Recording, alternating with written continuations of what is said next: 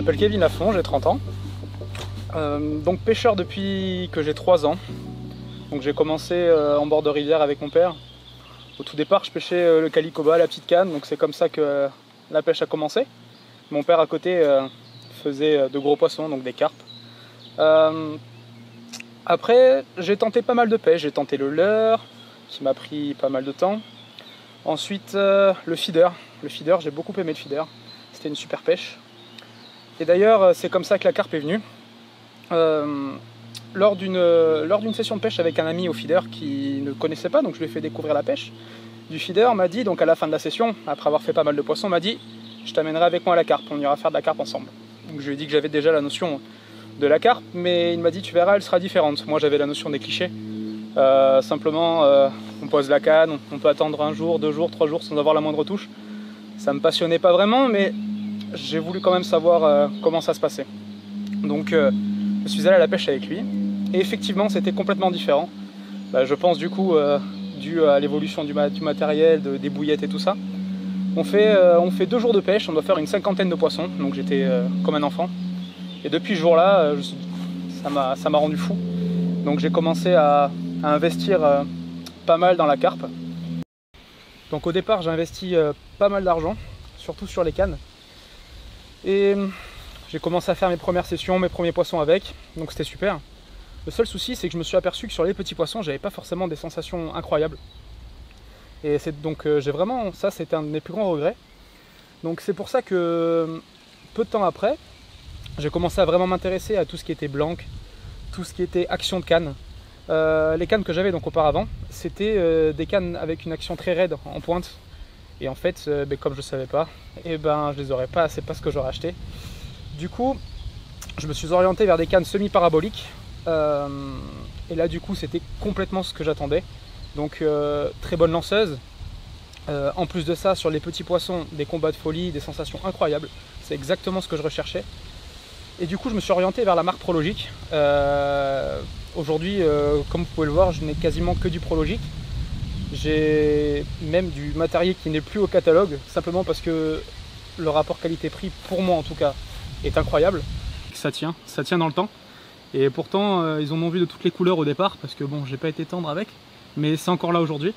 La seule chose que je me suis permis de changer, ce sont les cannes. Les cannes, parce que j'ai été tenté par les nouvelles C3 Full Chrome, et j'en suis vraiment pas déçu. Avec une action semi-parabolique, vraiment comme j'adore. Une belle prise en main, sincèrement de très bonnes cannes. Et c'est exactement ce que je recherche. Je me répète peut-être, mais pour moi ce qui était vraiment très important, c'était sur le petit poisson comme sur le gros poisson, d'avoir de super sensations. Et en plus de ça, quand je n'utilise pas le bateau amorceur, de pouvoir lancer à longue distance. Et sincèrement, j'ai été conquis. En ce qui me concerne, je pratique beaucoup les lacs privés.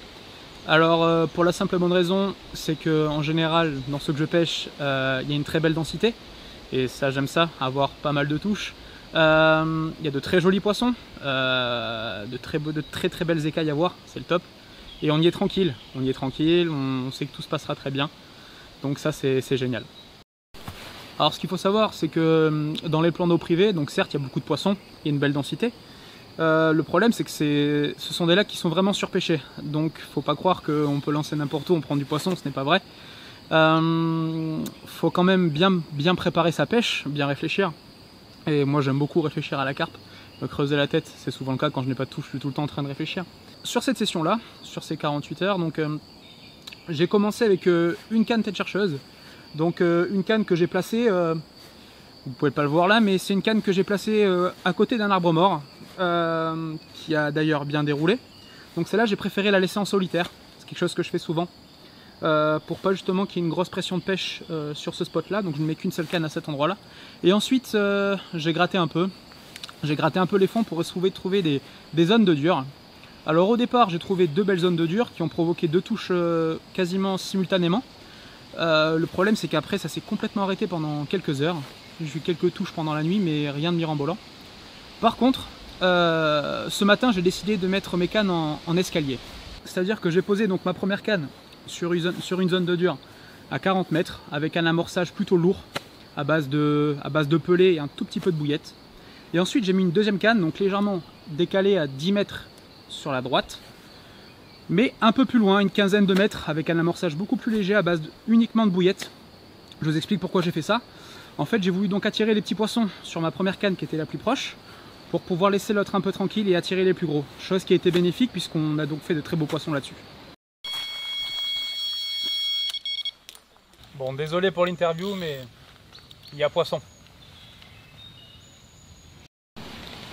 Et un autre facteur qui a été très important dans cette pêche, j'ai donc affiné les montages. Simplement, j'ai rétréci la taille des bouillettes, j'étais en 20, je suis passé en 18 et sur d'autres en 15. Et je suis également revenu à ma valeur sûre, qui est le dérig. Alors j'utilise ce montage, la chose principale pour moi c'est je décroche beaucoup moins que sur les autres montages, simplement parce que avec ce montage là, lorsque la carpe avale la bouillette et qu'elle le recrache et qu'elle se pique, elle se pique tout le temps, 95% du temps, sur la lèvre inférieure, et ce qui provoque une piqûre vraiment au top et très peu de décroche. C'est pour ça que j'utilise tout le temps, enfin 90% du temps ce montage. Après je m'adapte suivant le milieu, mais en tout cas c'est vraiment mon montage fétiche.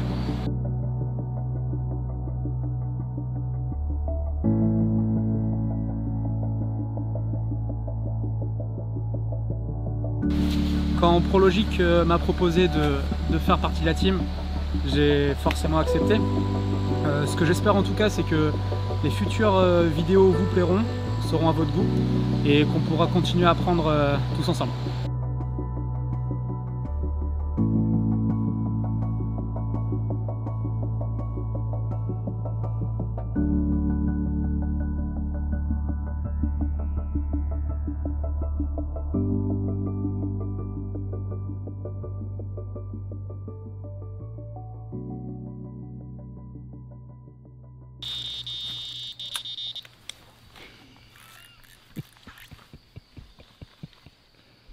Est-ce que tu crois qu'on pourra terminer cette interview un jour? Pour un poisson qui s'est même pas piqué. Ou alors il revient. Si, il est revenu à fond de balle. Ah oui, il est là. Oh, il est revenu à une vitesse alors.